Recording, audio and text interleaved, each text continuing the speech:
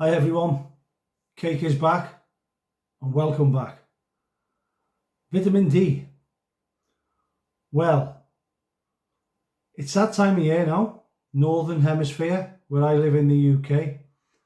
We're getting to the middle to end of September, and this is when I will start supplementing with vitamin D and K2, and I'll supplement with that running right through until end of March, early April next year. So why do I supplement with vitamin D? Well, please bear with me and try and bear with me to the end. And I try to explain the information I've gathered over the years, information I've stumbled upon, and this information was not given to me as a matter of course by healthcare professionals. It's information I found out myself. Now, if this information is something you already know, you're already aware, then that's great. That's brilliant. But this video is obviously just in case there are people out there with Crohn's, colitis, IBD that, like me, didn't know this information, wasn't given the information to make up their own mind, and it's for me to give them that information to give them a head start. So what is vitamin D? Vitamin D is actually it's actually classified as a hormone, not a vitamin. We make vitamin D through sunlight exposure onto our skin. We can also get vitamin D from some sources of food: eggs, fish, meat, liver, oily fish such as herring, mackerel, sardines, salmon, egg yolks, and also fortified foods like cereals. Fortified meaning, vitamins have been added. How do you know if you need to supplement with vitamin D?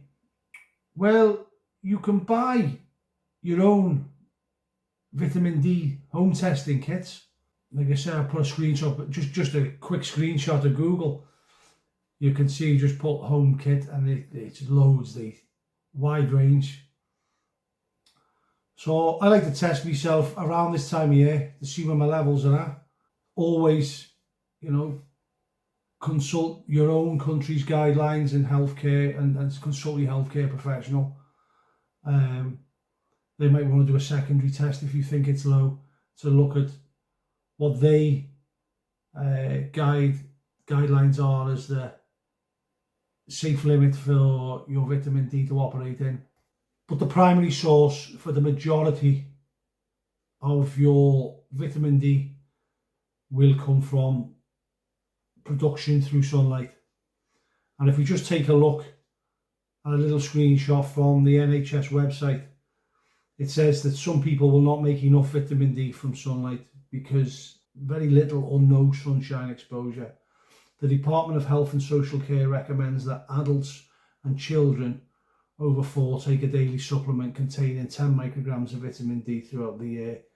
If they are not often outdoors, for example, if they're frail or housebound, or in an institution like a care home, usually wear clothes that cover up most of their skin when outdoors.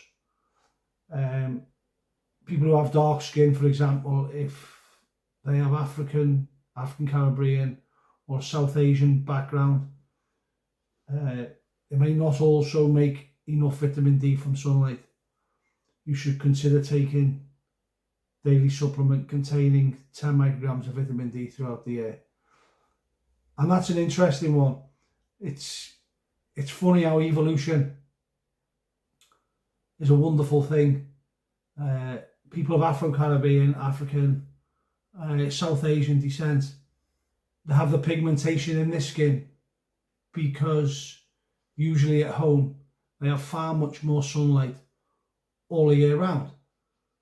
So they're getting a constant trickle feed, if you like, of vitamin D all year round. Whereas people in the Northern Hemisphere, who evolutionary-wise, pale and white skin, evolution has made their skin that way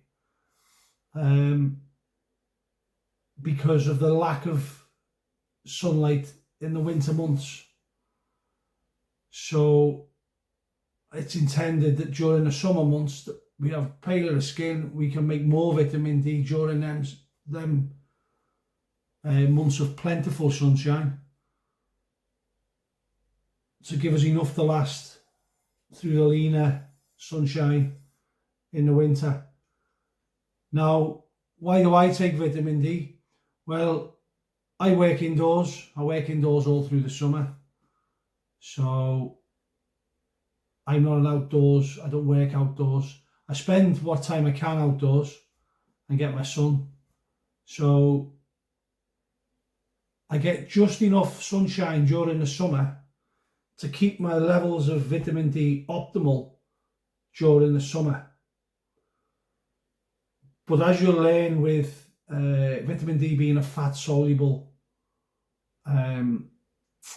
hormone or vitamin, the body can store excess and take it whenever it needs. So during the summer, I'm making enough for me through the summer, but I'm not making enough that I'm storing excess to get me through the winter. I hope that makes sense. So I always check.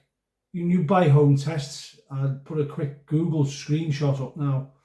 You can buy home tests. You can, towards the end of the summer, you can just give yourself a quick home test, see where your levels are at, and try and titrate how many micrograms or international units of vitamin D you want to take through the winter to either keep yourself at that level, top yourself up a bit more, make sure you're in a safe range. But again, before making any decisions, always, even if you test at home, always pop to your doctors or your healthcare professional, show them the results you've got at home, and obviously take their advice. Don't take my word for it. I just do what I want to do. I'm taking the personal risk and consequence to myself, so I'm not responsible for anybody else, but you've all got to be responsible for yourselves. So how did I become more aware and a bit more knowledgeable about vitamin D? And this is my experience. Like I say, you might already know, but to me this is a crazy turn of events. So back when I had my first episode of Crohn's and I had major surgery back in 2002, I can remember the surgical gastroenterologist. He comes and he's looking at my fingers to see if my fingers have gone clubbed, and he starts asking me about bone density scans.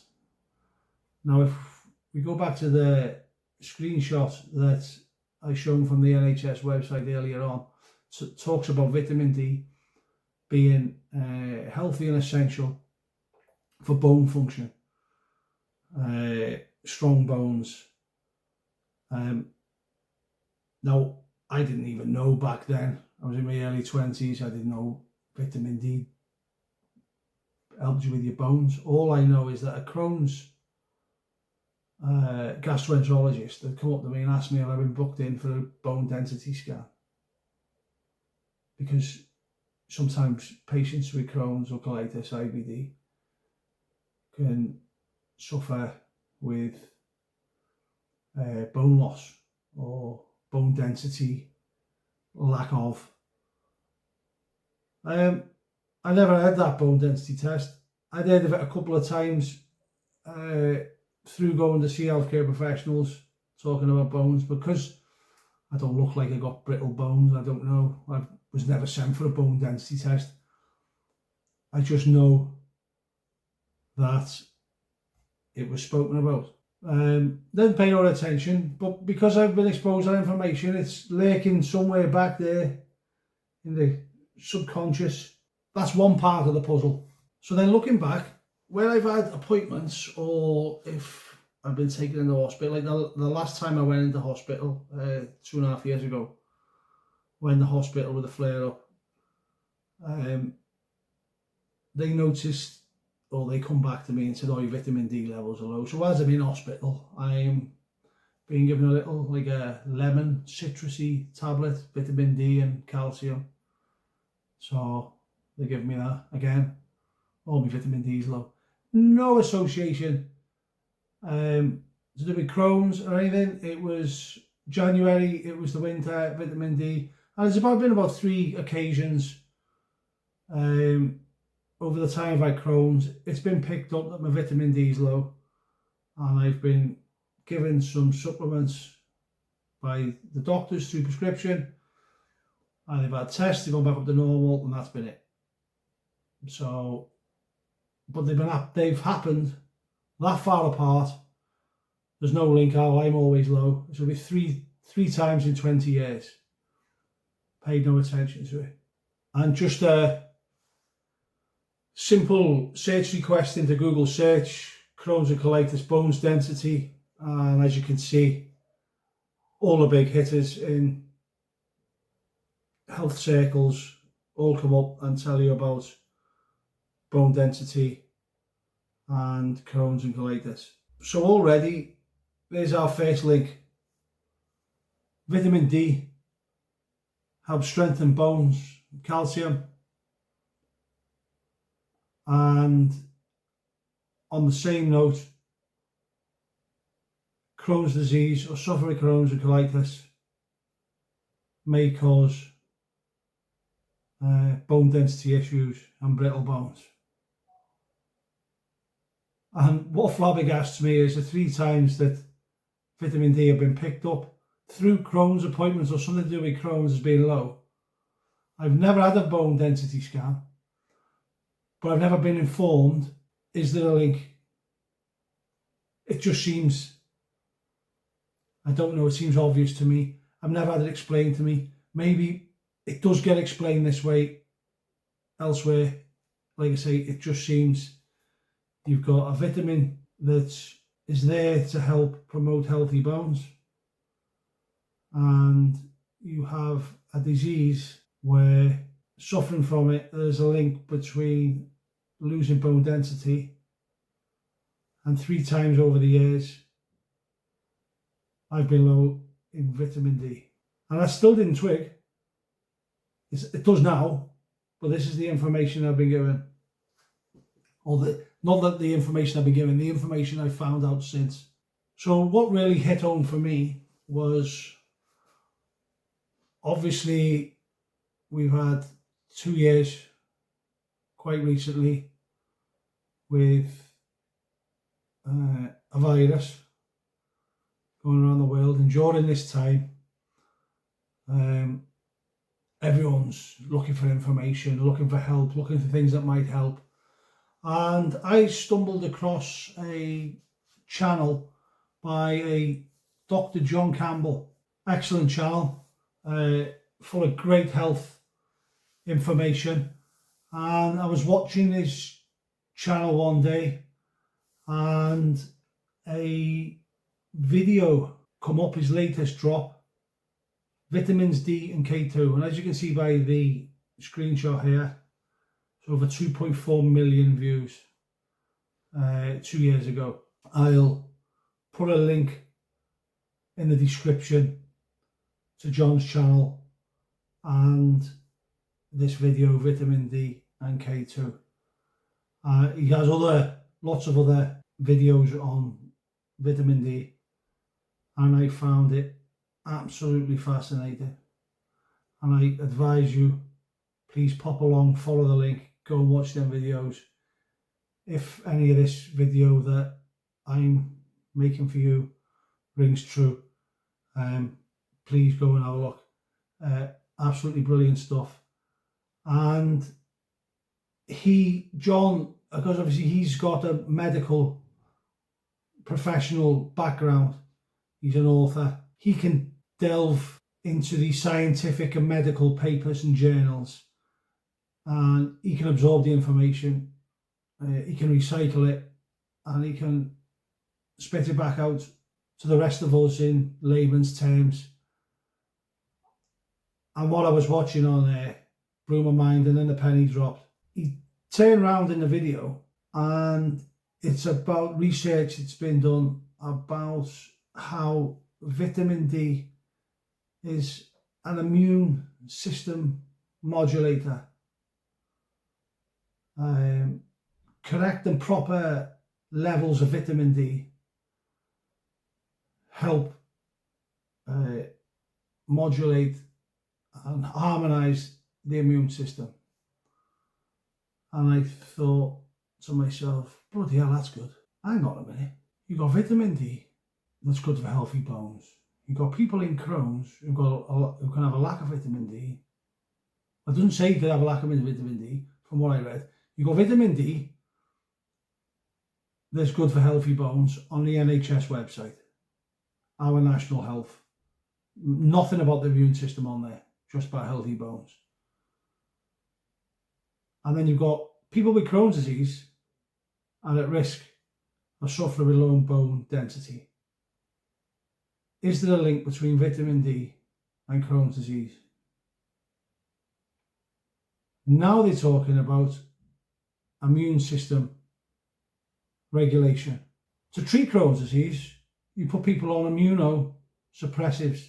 Crohn's or colitis, IBD, is an autoimmune disease. Okay, so I've watched John, I've watched it, I'm flabbergasted now, my mind's going. So now I go searching, and I do encourage everyone, don't take my word for it. This is my thoughts through my thought process.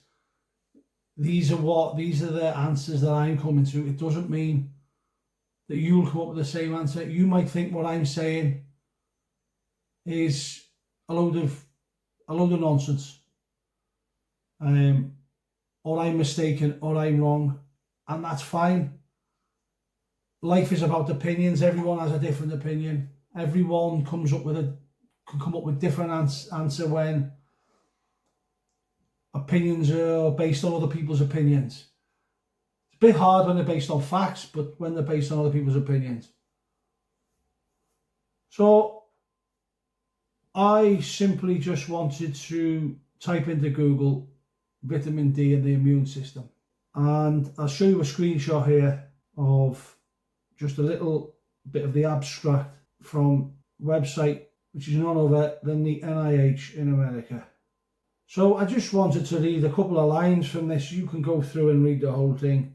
Vitamin D can modulate the innate and adaptive immune responses. Deficiency in vitamin D is associated with increased autoimmunity as well as an increased susceptibility to infection, as immune cells in autoimmune diseases are responsive to the ameliorative effects of vitamin D. The beneficial effects of supplementing vitamin D deficient individuals with autoimmune disease may extend beyond the effects on bone and calcium homeostasis.